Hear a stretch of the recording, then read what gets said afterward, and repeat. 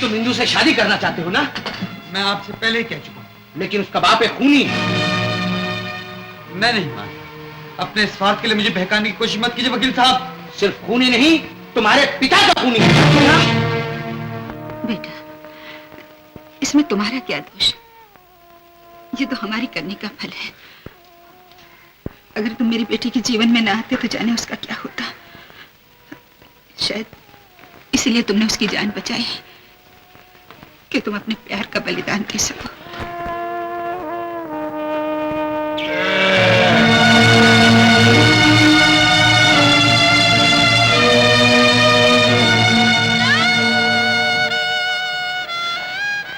जहां भी रहो सुखी रहो बेटा।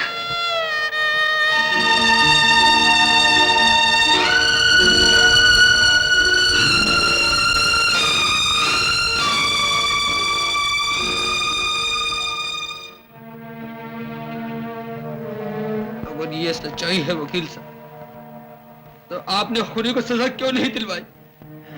कैसे दिलवाता? तुम्हारे पिता का पत्र बहुत देर से मिला, और वो सबूत जो इस पत्र में है वो कहाँ है आज तक किसी को पता नहीं। तो पता लगाना होगा। नीलकंठ को एक एक पाई, खून की एक एक बूंद का हिसाब देना होगा वकील साहब। एक एक बूंद का हिसाब देना होगा। नमस्ते। कौन? ओ तुम, आओ आओ आओ। अच्छा क्या तुम मेरे पास आ गए, वरना मैं तुम्हारे पास आता। प्यासा कुएं के पास जाए। डिसूजा साहब, ये बोतल क्या कर रही है? उठा, बैठो बेटा।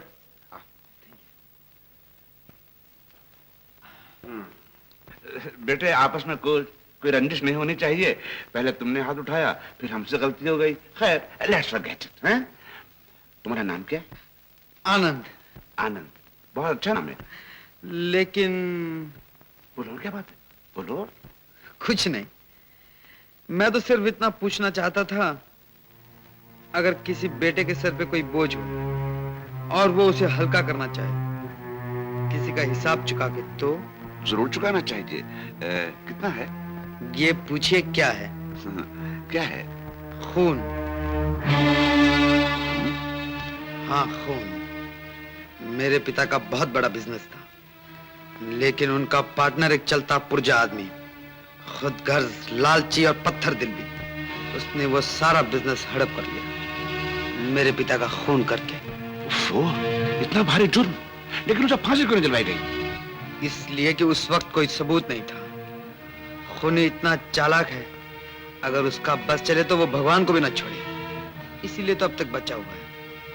और उसने ये मशहूर कर रखा है कि वो खून नहीं था, आत्महत्या थी। तो ये चाहिए। बस इतनी सी बात। मैं तुम्हारी हर तरह से मदद करने लिए तैयार हूँ। तुम मेरा दामाद बनने वाले हो। अगर तुम्हें जरूरत हो तो मैं तुम्हें अपनी जान भी देने के लिए तैयार हूँ। तो मैं भी तैयार हूँ लेने के लिए। क्या? मैं ही आपके पार्टनर का बेटा हूँ। तुम? श्रीचंद के बेटे तुम? क्या हुआ? हाथ क्यों कांपने लगे? आपने क्या किया क्या नहीं ये मुझे नहीं मालूम, लेकिन आपकी सूरत कहती है ये खून आपने किया, सिर्फ आपने। क्या बात? क्या सबूत है? यही माथे पे ये पसीना, लड़खड़ाती जबान, ये कांपते हुए हाथ और ये मुंह फैलने वाली बात। अदालत में क्या साबित करोगे? क्या सबूत है? एक ठोस सबूत, वो डायरी जो वकील नारायण प्रसाद के पास है। तुम्हारे पास क्या? बदला लेने की शक्ति।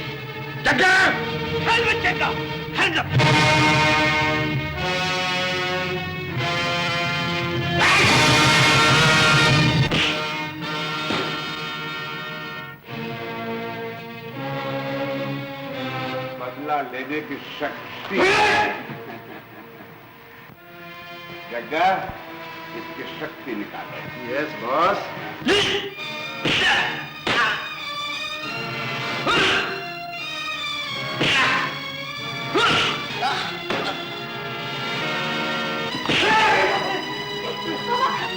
पापा ये गोपी नहीं, आनंद, आनंद। मालूम है। पापा नहीं थे, मुझे मालूम करो दो। मुझे नहीं पापा, नहीं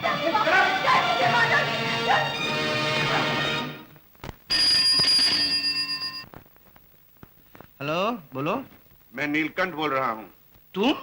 तुम्हारे मित्र श्रीचंद की आंख का तारा आनंद यहाँ पर है। अरे ये वहां कैसे पहुंच गया? जब गिदड़ की शामत आती है तो शहर की तरफ क्यों भागता है?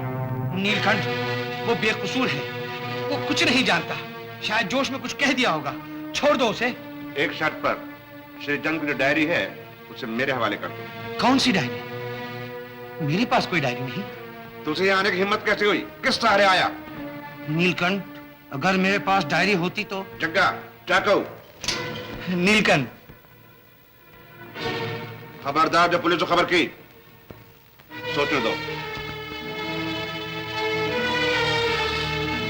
नीलकंठ, सोच लिया, आता हूं। तशरीफ लाइए।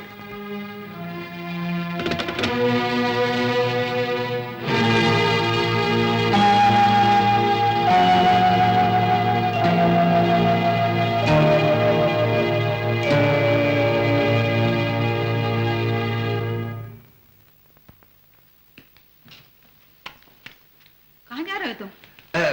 जरा नीलकंठ के घर तक। लेकिन इतनी रात गए? एक वकील के लिए रात क्या और दिन क्या। नहीं, मैं तुम्हें नहीं जाने दूंगी। नहीं शोभा की माँ, मुझे जाने दो, वरना मेरा दम घुट जाएगा। ये तुम क्या कह रहे हो?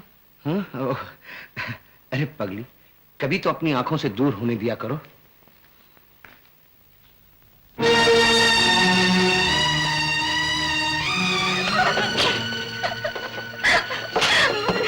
आनंद, मुझे माफ कर दो आनंद। मैं नहीं जानती थी कि मेरे पापा ऐसे। रो मत इंदु, रो मत। जब जुल्म हद से बढ़ जाता है तब वो अपने आप मुसीबत बन जाता है। कस्तूरी,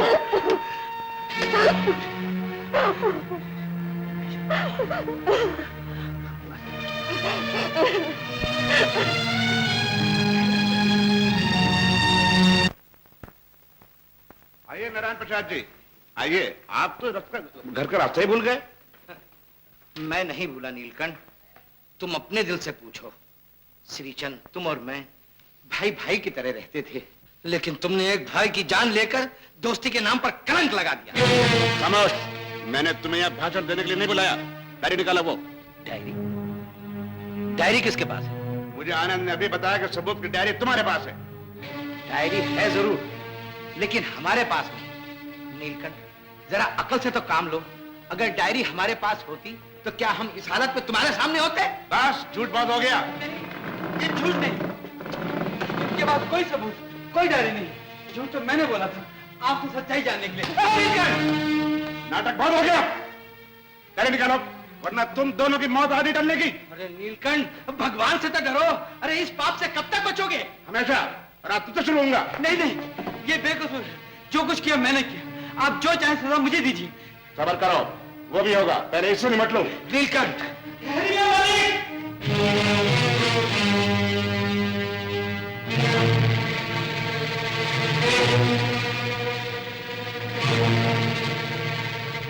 ये धर्म का काम मुझे ही करने दीजिए।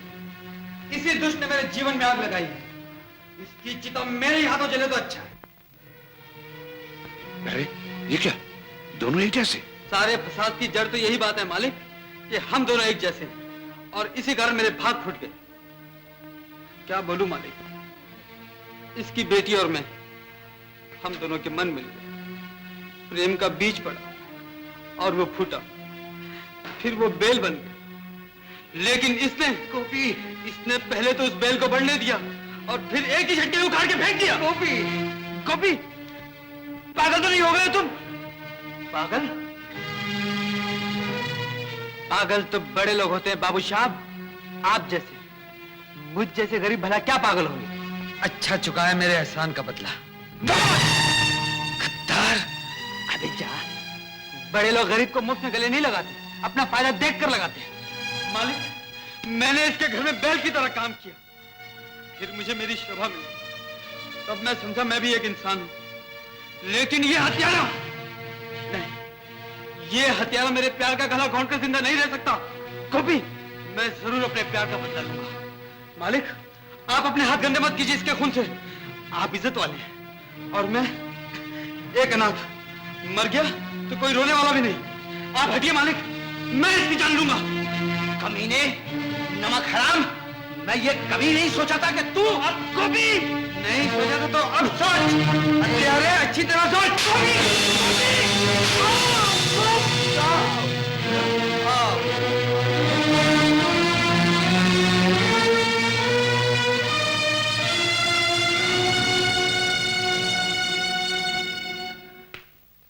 चलो, एक बोझ और हल्का हुआ। मालिक, आप घबराइए मत, मैं ही इसकी लाश भी उठाकर पुलिस चौकी ले जाता हूँ। जीने में क्या रखा है अब, जो मौत से डरूं। मेरे लिए दोनों ही बराबर है।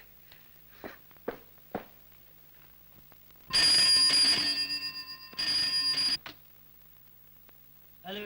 इंस्पेक्टर, मैं नीलकंठ बोल रहा हूँ, चेयरमैन नीलकंठ। चेयरमैन नीलकंठ? जी हाँ। क्या कहा? खून आपके घर में? ओह माय गॉड, किसका? वकील नारायण प्रसाद जी का? क्या नाम बताया? गोपी? मैं अभी आता हूं। जग्गा, यहाँ पुलिस आ रही है, आनंद को पहाड़ी वाले मकान ले जाओ। Yes boss. हाँ। आप नमस्ते बहन जी। शोभा के पिता तो आप ही के यहाँ गए हैं। उस घर को आगे लग जाती तो अच्छा था। क्यों, क्या हुआ? क्या बताऊं, कैसे कहूं। आप अपने कलेजे में पत्थर रख लीजिए। वो जो देहाती लड़का गोपी आपके घर में रहता था ना। हाँ हाँ, क्या क्या उसने? खून। क्या? आपके पति का। नहीं, ऐसा नहीं हो सकता। ये झूठ है, ये झूठ है। नहीं हो सकता।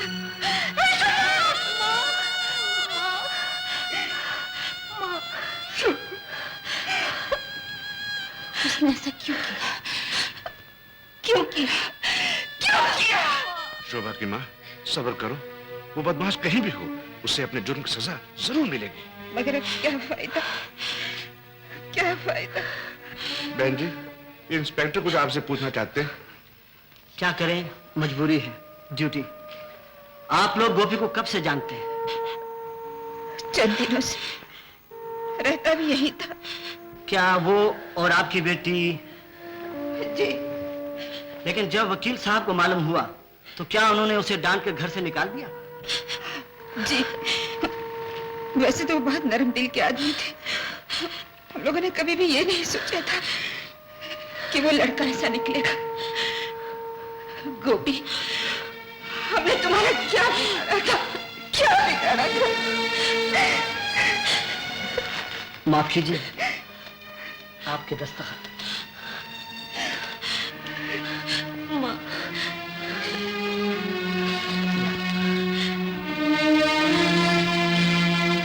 मैंने कभी भी नहीं सोचा था इन हालात में मुझे यहाँ आना पड़ेगा।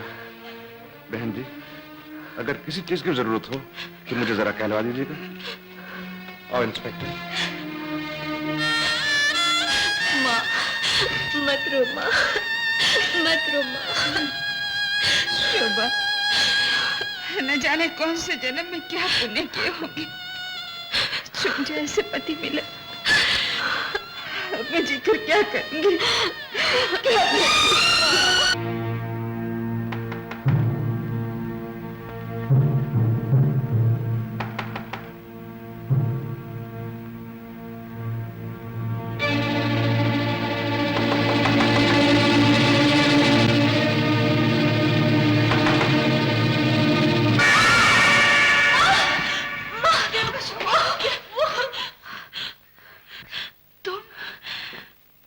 तुम आ गए। मैं जानती थी तुम मुझे भागन को अकेले छोड़कर नहीं जाओगे। तुम मुझे लेने आए हो ना। चलो चलो, मैं भी तुम्हारे साथ चलती हूँ। चलो स्वामी। अरे अरे, ये क्या बचपना है? पागल हो गई हो क्या? मैं अभी मरा नहीं, जिंदा हूँ। अगर यकीन न हो तो छू कर देखो। लेकिन वो खून, ये पुलिस, ये सब क्या गड़बड़ है पिताजी? अरे गड़बड़ नहीं, धमाका है। यहाँ यहाँ। अगर आज गोपी न होता तो मैं सचमुच मारा जाता। गोपी? हमारा गोपी? हाँ, मेरे जीवन का रखवाला गोपी। उसने अपनी जान पर खेलकर मेरी जान बचाई। सच? मैं कहती थी ना, वो लड़का ऐसा वैसा नहीं। देखा? लेकिन पिताजी, वो लोग तो कह रहे थे कि उसने आप पर गोली चलाई। हाँ, गोली चलाई। तो फिर? जब मैं नीलकंठ के घर गया तो मैंने देखा कि आनंद रस्सियों में जकड़ा हुआ है। हाय राम। तो मैंने नीलकंठ से पूछा कि ये क्या है, तो उसने कहा कि मेरे खिलाफ जितने सबूत है वो यहाँ, वरना उसके पिस्तौल का निशाना मेरे सीने पर। हाथ टूटे उस पापी के। यहाँ आकर तो ऐसे बन रहा था जैसे कुछ जानता ही नहीं। अब यहाँ आया ना तो मैं उसे गोली मार दूंगी, देखना। बोलो बोलो, जो कुछ कहना कह दो, फिर मैं बाद में कहूंगा। अच्छा, अब मैं कुछ नहीं बोलूंगी, बस। हाँ, तो नीलकंठ की पिस्तौल का मुंह मेरी तरफ, एक आंख निशाना लगाते हुए उसने चिल्लाया कि नारायण, मैं आखिरी बार कहता हूं। हे भगवान। इतने में गोपी आया और वो चिल्लाया कि ठहरिए मालिक, मुझे इसे गोली का निशाना बनाने दीजिए, इसने मेरी मोहब्बत का गला घूंटा है। दुष्ट कहीं का, 2 कौड़ी का भीख माँ मांगा। पहले पूरी बात तो सुनने दो। तू चुप रह। और गोपी के हाथ में पिस्तौल, पिस्तौल? और वो पिस्तौल का मुंह मेरे सीने पर। और उसके बाद ठुशिंग ठुशिंग ठुशिंग। लेकिन पिताजी, उसने आपको बचाया कैसे? अरे बेटे, यही तो मजे की बात है। अरे उसके पिस्तौल में गोलियां नहीं थी, पटाखे थे, पटाखे। अरे पहले तो मैं भी डर गया था, लेकिन जैसे ही उसने आंख मारा मैं ठस करके जमीन पे गिर गया, और एक जिंदा लाश उसके कंधे पर, और हम दोनों उस नर्क से बाहर। और आपने उसे घर से बाहर निकाल दिया। मैं कह रही थी ना, तुम्ही ने उसे घर से बाहर निकाला है। देखो मेरी गाय भैंसों की क्या हालत हो गई है। जाओ जाकर उसे वापस ले आओ। क्या उसके दिल को ठेस नहीं लगी होगी? तो ठीक कह रही बेटी। घबराओ नहीं बेटा, वो बड़ा नेक है, उसने हम सबको माफ कर दिया। सच? हाँ।